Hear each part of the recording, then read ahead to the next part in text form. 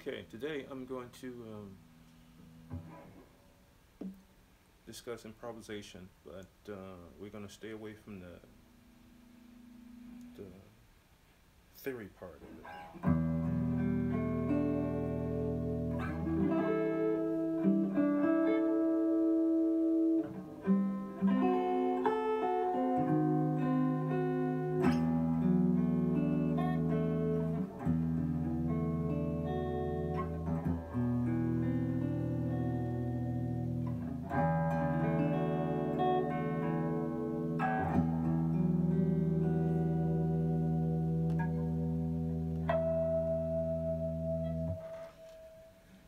Now, what I was taught about improvisation is that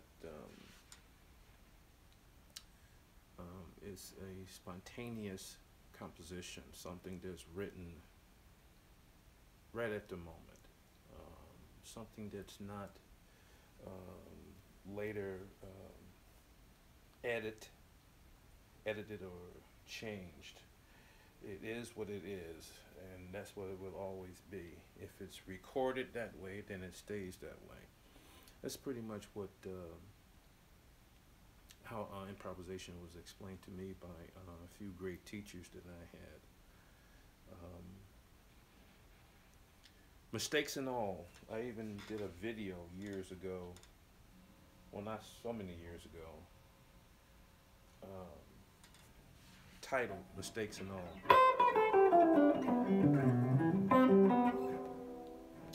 When I just basically just had a groove and improv over it, and pretty much just did a recording of it, and I recorded it as if I was just, performing live like now. I didn't edit the video later, just put it out the way it was, because I think that's the good raw form that everyone should see. In videos, because I mean, you go see a person live, then of course, but in videos, you should be able to witness a person making their share of their mistakes and blunders. If anything, to teach people that mistakes aren't bad. The only thing bad about a mistake is calling it a mistake. The word mistake is bad. It's something that humans created. And humans also created this thing called perfection, or being perfect.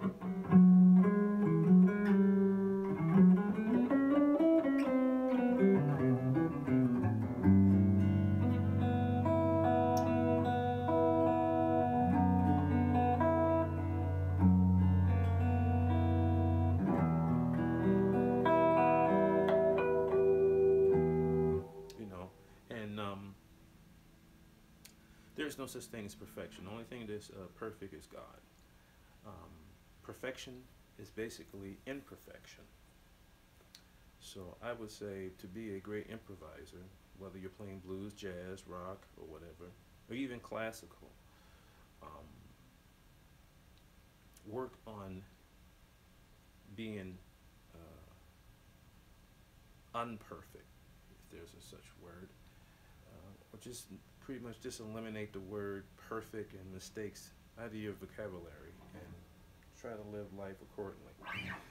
Now, as far as improvisation on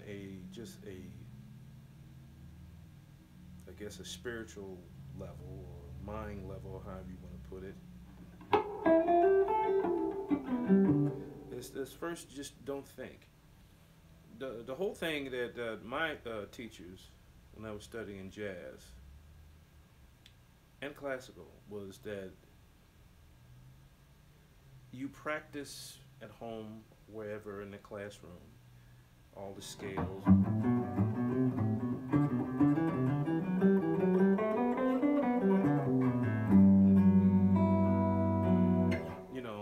And you get your motor skills down, where you just basically know it cold, because practicing is basically just doing something over and over and over and over and over and over and over and over and over and over and over again, to the point it just becomes second knowledge. It's like when you were a child, no one really sent you to a class to teach you how to walk. You were basically just given the first set of instructions of how to make the steps, and then they left it up to you as a small baby or a small child to figure it out, and suddenly you did, and then you became an expert at it because you did it every day. You walked here, you walked there. Walking became running, and it became something that you didn't even think about because it became so natural. That's what practice is, to do something so much, spend so much time with it, to love it, appreciate it, that it's like inhaling. You never question air because it's always there. So that's what your technical skills should be, and then from the technical skills leads right into improvisation. How does it work? Who knows? I have my little theory that it's like having a little man up here or a little woman, and they take your emotions and and your fears and your joy, whatever, and they bottle it up some kind of way, and they kind of transfer that into like musical thought. That's pretty much where I'm gonna leave it, because I don't want to get too deep in it. But I just pretty much just kind of just let my hands go. Half the time I don't even know what my hands are doing.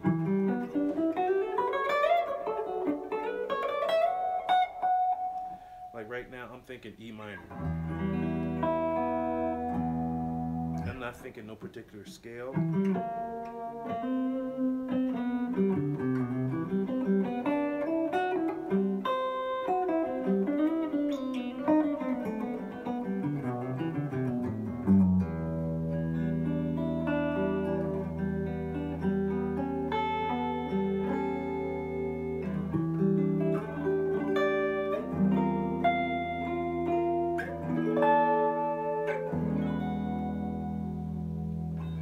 And I'm just kind of just letting my mind go.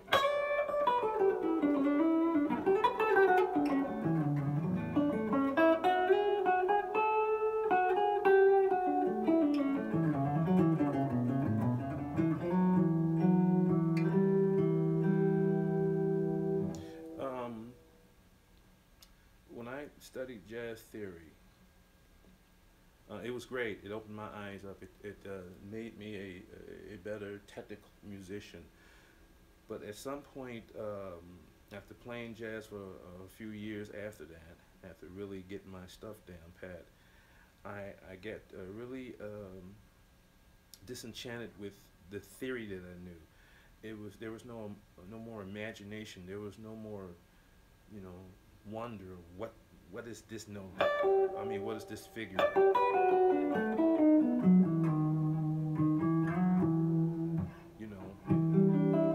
There was no frontiers to conquer, because I had pretty much learned everything. At that point, I thought I learned everything, and music became kind of boring. So I kind of just prayed to God that I would forget some of my theory, and go back to letting a lot of things in life just being a mystery.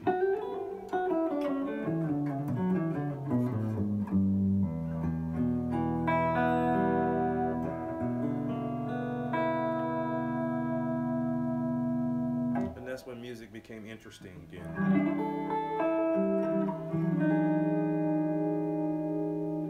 The other thing I do is I just reach for things.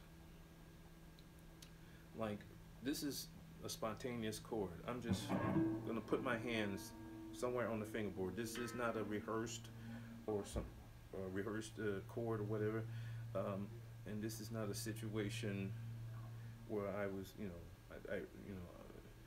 I prepared something for this video. No, this is spontaneous. This is improvisation.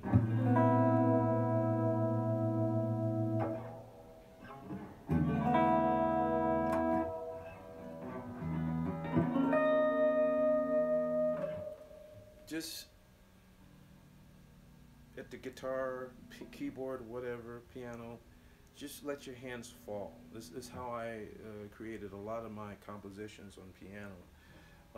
I would just go to the piano and play and record some things, and then maybe later explain them to myself or rewrite them or edit them or whatever and make a song out of it. But just be spontaneous. Just what would it sound like to go from this note? Don't even though this is a A, don't even call it an A, just call it this note. And how would it sound to go from this note to this note,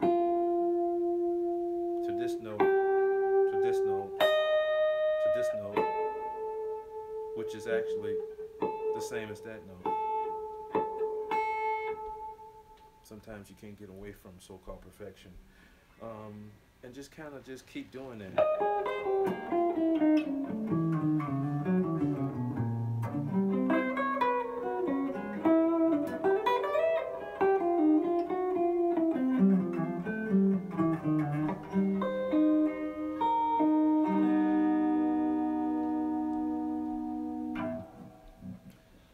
And just see what you get, you know. A lot of great tunes, just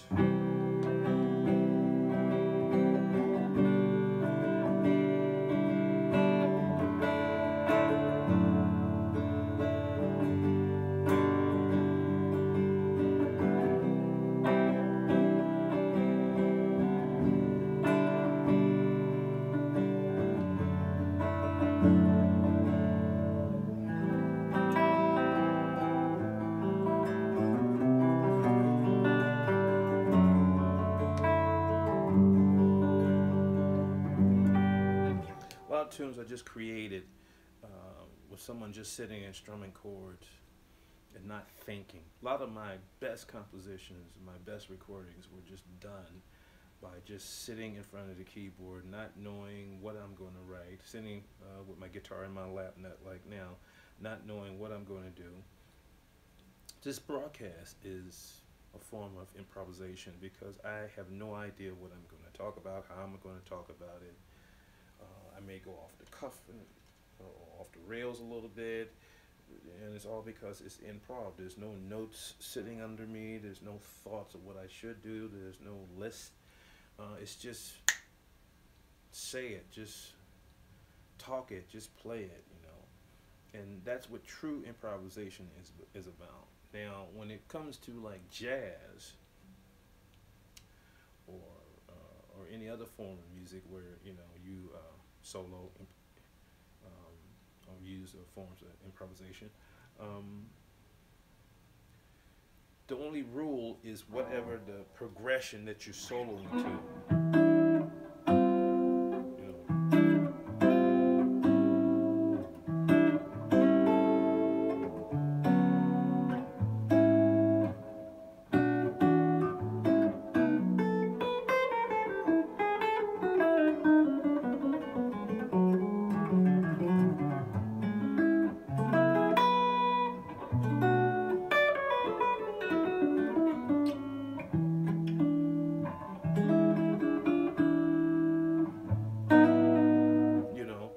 So your only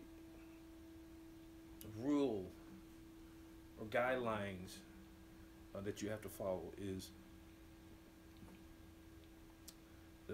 where the harmony is going.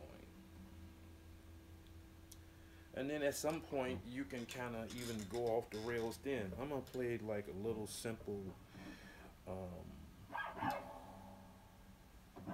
progression.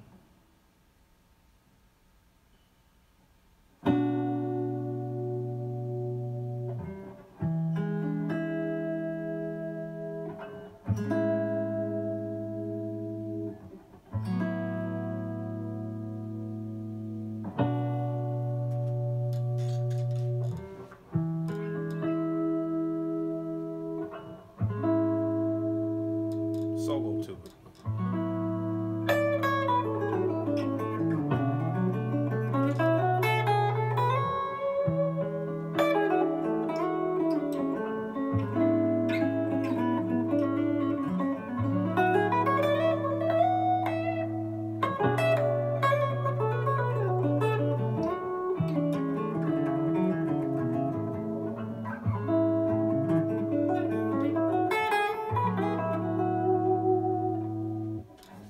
even in that rule, basically it's just a 2-5-1 in A.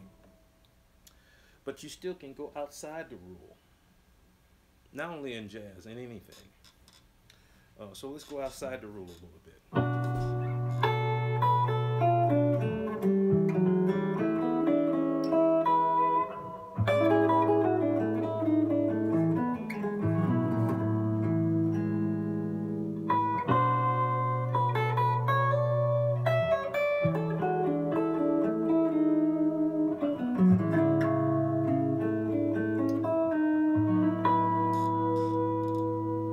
So you still can go outside the rules a little bit, you know. So you kind of follow the rules.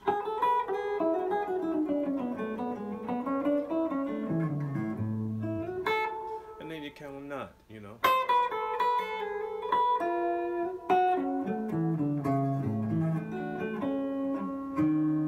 You know, you kind of go back and forward, you know, just to keep the tonality of the song together, you know. Now you can do that with blues as well. Improvisation is not just for jazz. A lot of people will tell you that. A lot of people are wrong. When you solo to rock, you're improvising. Progressive rock, improvising. Classical, even certain classical tunes, you're improvising. Improvising is, or improvisation is just, like I said, an instant composition, that thing that you just thought of. Maybe for some reason you always went,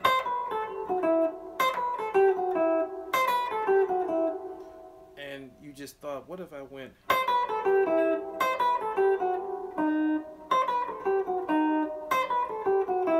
you know? So that's what improv is. Playing folk music.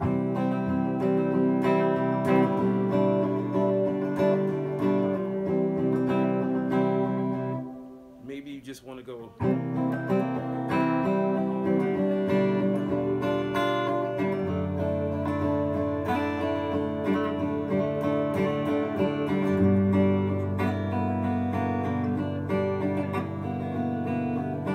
Maybe you want to do that, you know.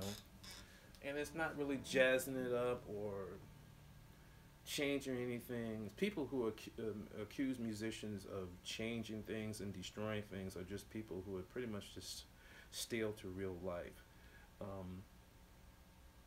Of course, there are those who try to jazz things up too much, then they're just showing off. But someone who's really respectful and honest and loves what they're doing, and they add a little flavor,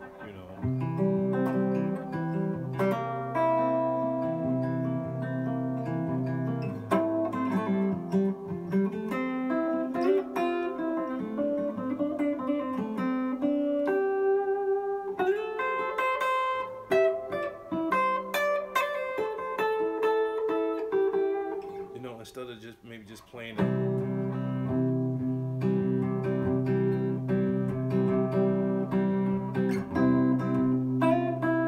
They add other flavors or whatever, Improving, So if someone is just telling you to just stay within the lines, pretty much. Well, if they're paying you, okay, that's a different thing. But if they're not paying you and you're pretty much on your own, and someone's trying to control you, don't let them control you. Just break that off right there. And if you feel like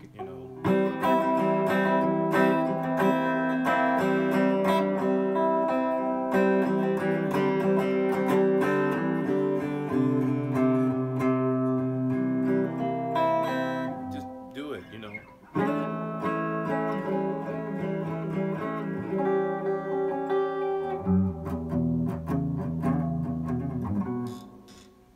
Now let's do it's funny, whenever I'm talking to someone, I notice a lot of other teachers do that.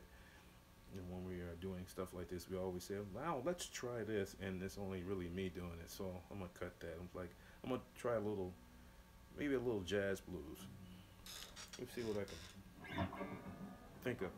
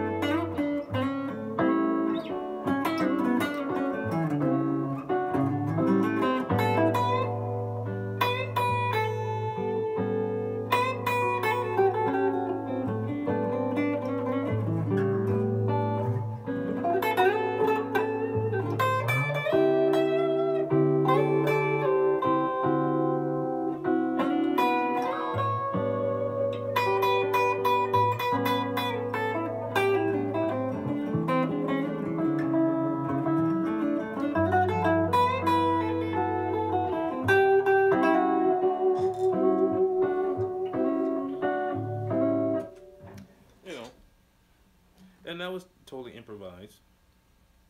There's a few mistakes in there. Did you catch them? That's the one thing that an old cat told me. One of my elders, a drummer that played with Willie Dixon, the great Willie Dixon, who wrote all the great blues tunes for Howlin' Wolf and played with him as well. He said, never show in your face that you make a mistake. He told me that that was my main problem. When I made a mistake, I would go, you know, he said, never do that. He's like, play everything like you meant to play it, mistakes and all. And I live by that ever since he told me that, you know.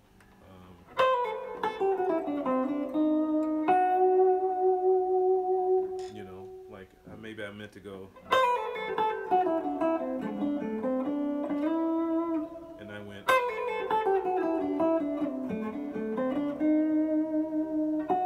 and I just added to it.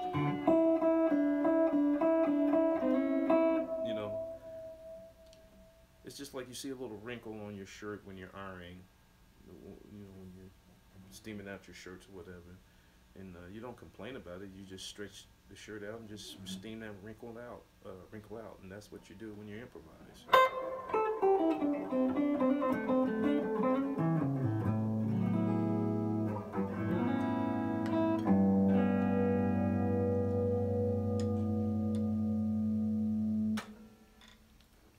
I even use feedback just like it, because this guitar feeds back quite a bit when I perform, especially when I use when I perform with it, rather, especially when I use compression or some type of distortion.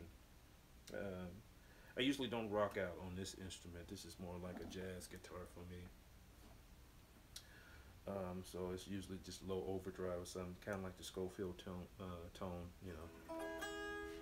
That, so it's.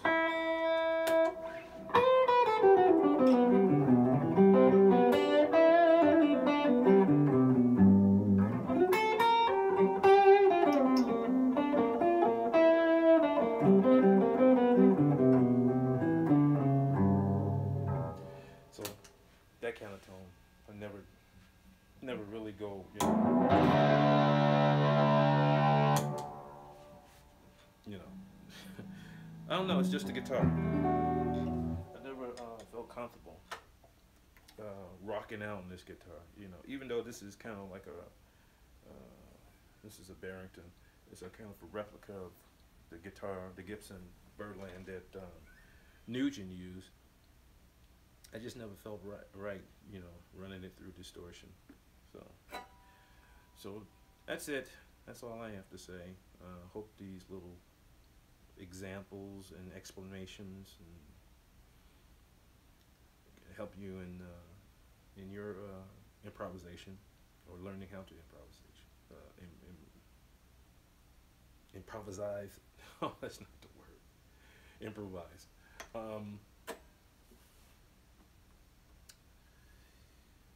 So I'll leave saying this: the best thing you can do as a musician, particularly if you're like an improvisational type musician, jazz, ambient music, you know, prog rock, listen to everything. Listen to jazz, listen to classical, listen to blues, listen to you know, abstract type music, you know, Ornette Coleman, Versailles, Frank Zappa, Phil Glass, you know. Just kind of open your ears up to everything. If you're a rock guy, listen to some blues and jazz. If you're a jazz guy, listen to some gospel and blues, you know, and whatever style you into, or that, you know, that you perform, investigate and follow the history of where your music came from. If you're a heavy metal guitarist, learn where heavy metal came from. You know, if you're a true heavy metal player, you should know what the term acid rock means. You dig? You should be fully aware of Black Sabbath, even if you're a young cat playing metal now, you should know who Ozzy Osbourne is. You should know who Ronnie Dio is. You should know who Judas Priest is. You know, Iron Maiden. You should know that history of your music. If you're an Yngwie fan, you should know who Richie Blackmore is. You should know who Steve Morris is.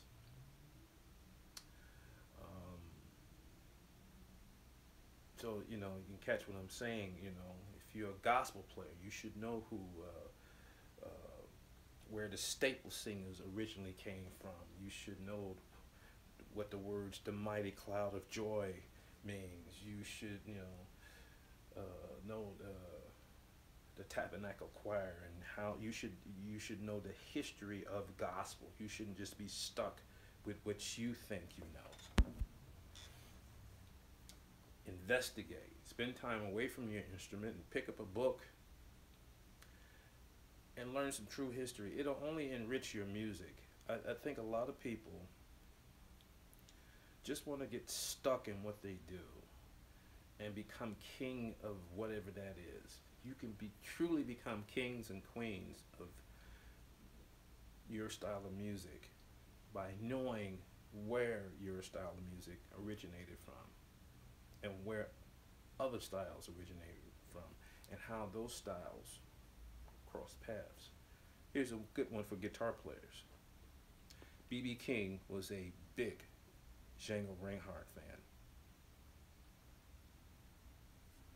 I'm Ken Smith. I talk to you later.